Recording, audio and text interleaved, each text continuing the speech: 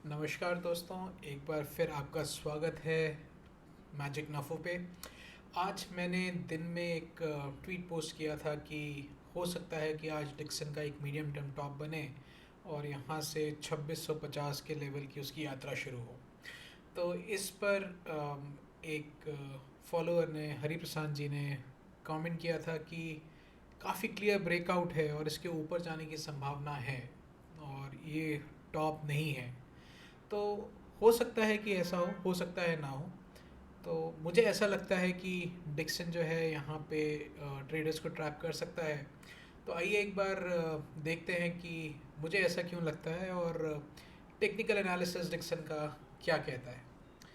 तो ये है डिक्सन का डेली चार्ट। पहले शुरू करते हैं कुछ इंस्टेंसेस देख के कि डिक्सन ने अभी रीसेंट पास्ट में कैसे बिहेव किया है।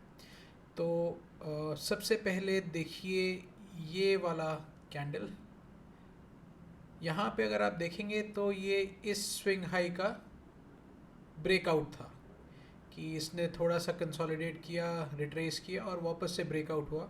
और अगर आप इस कैंडल की वॉल्यूम्स देखेंगे तो ये पिछले एक महीने की हाईएस्ट वॉल्यूम थी और पिछले कुछ दिनों की वॉल्यूम के दुगनी तीन गुने के बराबर थी। तो काफ़ी हाई वॉल्यूम के साथ में ब्रेकआउट दिया और उसके बाद ये ब्रेकआउट फेल होकर के नीचे आ गया और उसके बाद ये लेवल दोबारा उस मूव में क्या तब से अब तक कभी नहीं आया। एक और एग्जांपल देखते हैं। यहाँ पे आप देखेंगे कि यहाँ पे ब्रेकआउट हुआ, उसके ऊपर क्लोज भी आया, इस लेवल के स्विंग हाई के ऊपर क्लोज हुआ और यहाँ पे भी उसके बाद में ब्रेकआउट फेल हुआ। यहाँ पे आप देखेंगे कि फिर से ब्रेकआउट हुआ, फिर से इस स्विंग हाई के ऊपर का ब्रेकआउट था, क्लोज भी ऊपर आया और वॉल्यूम भी लगभग एक महीने की हाईएस्ट वॉल्यूम थी। तो यहाँ पे भी उसके बाद में वो लेवल कभी दोबारा पलट के नहीं आया। स्टॉक ने वहाँ से ये लगभग 25% का डाउन मूव दिया है। 20 से 25% का डाउन मूव है। ये मेजर करके देख लेते हैं कि उस क्लोज से बॉटम कितना है। 30% का डाउन मूव था। अब फिर से यहाँ पे ये एक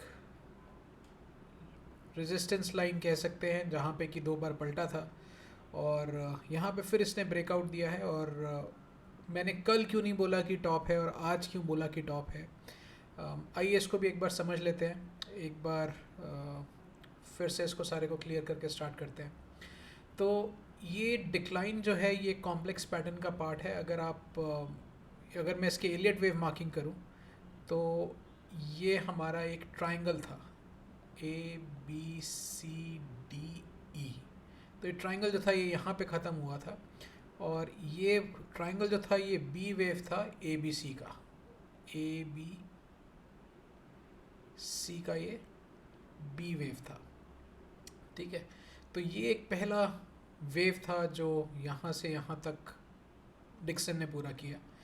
उसके बाद में फिर से एक ट्रायंगल आया जो कि इस ए बी सी के बाद में एक एक्स वेव था, ए बी सी डी ई। और ट्रायंगल्स हमेशा टेचरस होते हैं, ये हमेशा इस तरह के धोखे ज़रूर करते हैं जहाँ पे कि फॉल्स ब्रेकआउट्स काफ़ी सारे होते हैं और इनको पहचानने की अपनी स्किल होती है, थोड़ा एक्सपीरियंस होता है, कुछ कुछ और इंडिकेशंस होते हैं जो ये आगाह करते हैं कि यहाँ पे इशू हो सकता है, ट्रायंगल परेशान कर सकता है।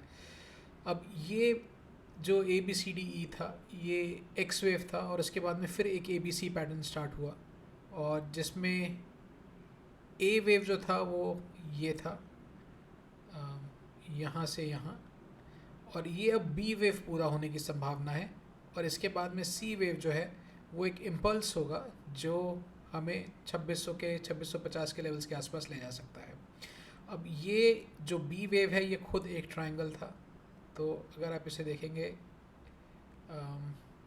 अगर मैं यहाँ पे प्लॉट करूँ ए बी सी डी ई, तो हो सकता है ये ट्रायंगल पूरा हो गया। और ये मुझे क्यों लग रहा है, क्योंकि एक तो वेव्स का जो टाइम और स्ट्रक्चर है और जो लेंथ है वो देख के लग रहा है कि ये हो सकता है कि ट्रायंगल पूरा हो गया। दूसरा, अगर आप देखेंगे तो ये ओवरऑल पैटर्न जो बन रहा है, अगर ये ए बी सी ही है तो ये एक कॉम्प्लेक्स करेक्शन का पैटर्न बन रहा है डब्ल्यू एक्स वाई, जहाँ पे ये ए बी सी डी जो था ये एक्स वेव था। तो अगर ये डब्ल्यू एक्स और वाई बन रहा है तो यहाँ पे ये पूरा पैटर्न जो है कॉम्प्लेक्स क्रिएशन का पार्ट होने के नाते चैनल में नाइसली फिट होना चाहिए। और अगर मैं यहाँ पे एक चैनल ड्रॉ करूँ तो आप देखेंगे कि ये डाउन ट्रेंड का जो चैनल है इसके बिल्कुल ऊपरी छोर पे आकर के आज डिक्सन रुका है। तो ऊपरी छोर से बस थोड़ा सा दूर है, हो सकता है कि कल फिर से इस लेवल को मैच करे, चैलेंज करे, यहाँ तक आए, एक आध रुपया ऊपर जाए।